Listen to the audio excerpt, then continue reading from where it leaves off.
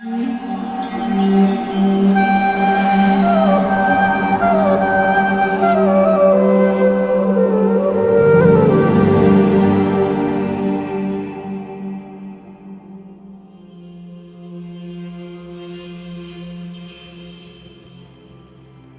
traditions like Buddhism, Jainism, and Sikhism have always considered reincarnation a central tenet of their worldviews.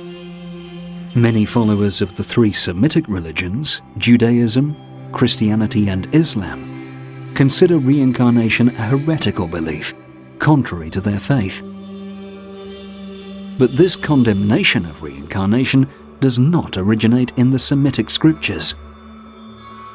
For example, anyone who reads the Bible will find that it neither explicitly advocates nor directly rejects reincarnation, a stand that is similar to its stand on the doctrine of the Trinity.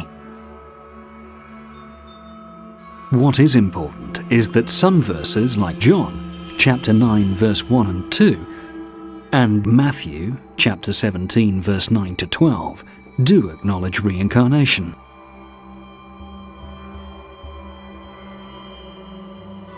Many of the early church fathers accepted reincarnation.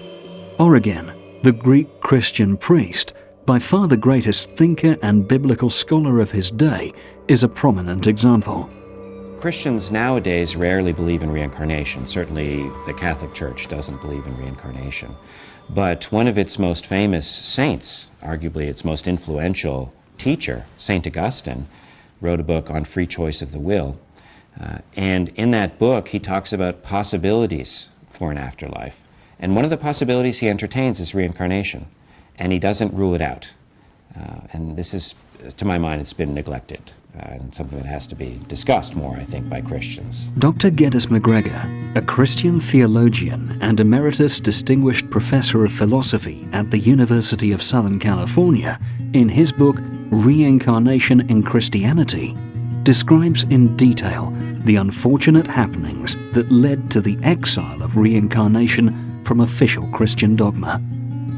Many Christian scholars consider the edict against reincarnation controversial and inconclusive. For example, the globally renowned Swiss Catholic thinker Hans Kung, in his book Eternal Life, advocates not only the acceptance of reincarnation in Christian theology, but also its elevation to a central issue. Like the Christian Bible, the Hebrew Bible and the Quran are also relatively silent about reincarnation.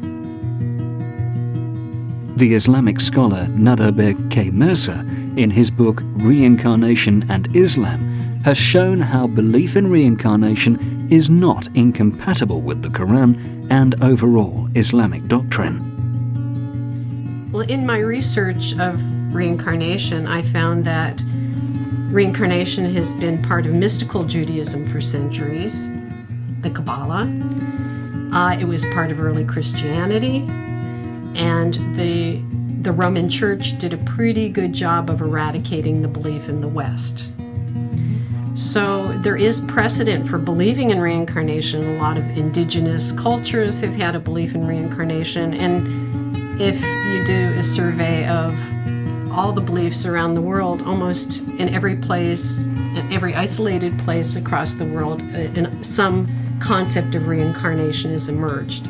It's just as natural as watching the cycles in nature. And people have known this forever.